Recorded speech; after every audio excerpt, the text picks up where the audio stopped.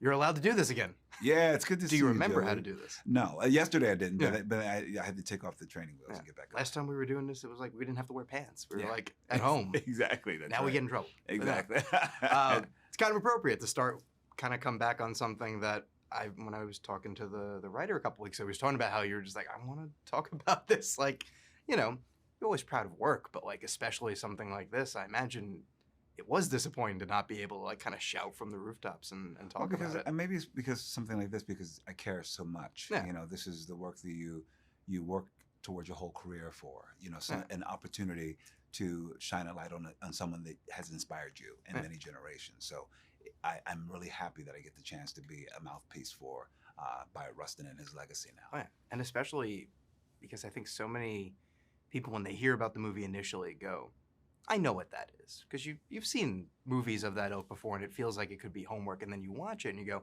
this is about like the joy of a person. And it's about the joy of organizing. It's about the joy of being a part of something, and it captures the spirit of Bayard Rustin, who was a force of nature, to be honest. You know, and getting to play that sort of role, you know, you think in terms of like the historical significance. Okay, I have to sort of like brace myself to like do it justice, but you're like, no, this is a party animal. This is a guy who like it's had a good time. He had a good time. He had fun. He had good sex. He you know, and also, I mean, he's a full human being. And I think that's the beautiful thing about our film.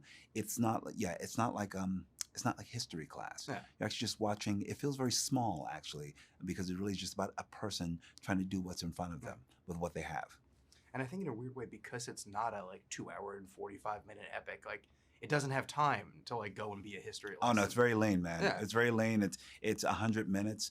It's exciting. It's fun. Yeah. It has the spirit of Bayard Rustin, I think. No, I think watching whether he's at a party and just like working in the room and being like, I'm in my element, or organizing something that will change the world, you can tell he's just like, this should be fun. Like, this is important. Yeah. But you should have fun. You should all feel like happy to come to work and like, we can do this. Well, I think that truly was his spirit, honestly. I think in inspiring people to believe in themselves and believe that they have access and opportunity to create the world that they wanted to live in. He inspired young people, countless. I mean, most of the people who organized the March on Washington were 19 and 20 years old, you know? I mean, and you know, you're on sets.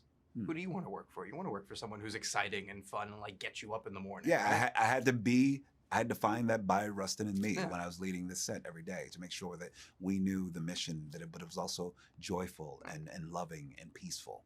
Because think about it, like, it's the best job in the world, right? Why would you want to not get up and think, oh, I have to go do this? Well, there's some jobs where you feel like you wake up and it's like that. I mean, honestly, I'm being very sincere. You know, there's some jobs where you're like, if the writing's not sharp, if the intention is not clear, it becomes that job. Right. I've had that job. Yeah. But Gotta pay the bills. a job like this is what you pour everything that you possibly could. Right. Any actor would give the life's blood to be, which is why we have the cast that we have. Jeffrey Wright, you know, CCH Pounder, Glenn Turman, Michael Potts, to come on board and be a part of this film because it meant the world to them.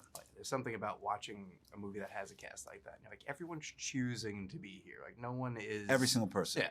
Chris Rock. People were flying in and out because they wanted to be a part of this in every single way. I mean, this is a rare opportunity. Well, you have, especially Chris Rock, you have someone like, I can go just do stand-up, make a ton of money. I can go make a Saw movie because I feel like it. Absolutely. Like, Absolutely. I want to be here. But they choose this because this is what they know. This stuff. You do all the other stuff so you can do work like this. Right. So because you know this is the work that matters. And how does it feel as we sort of wrap up? Once you do it, you know, you feel good about it. And that's, you have to feel good, or like, why would you do it anyway?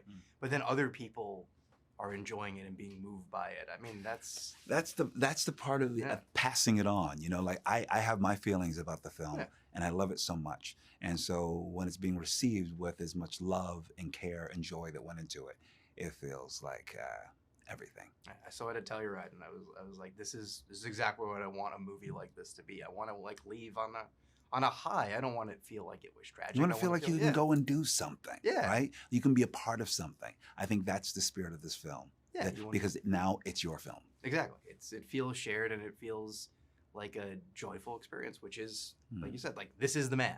Yeah. And I feel like you know him after this, and that's rare. Yeah. And always a pleasure to experience and always a pleasure to talk with you. You too, Joey. Good to see you. Likewise, in person. It's weird. Thank you. I know, it's so weird, right? I know. In the flesh. Awesome. Cool. Thank you.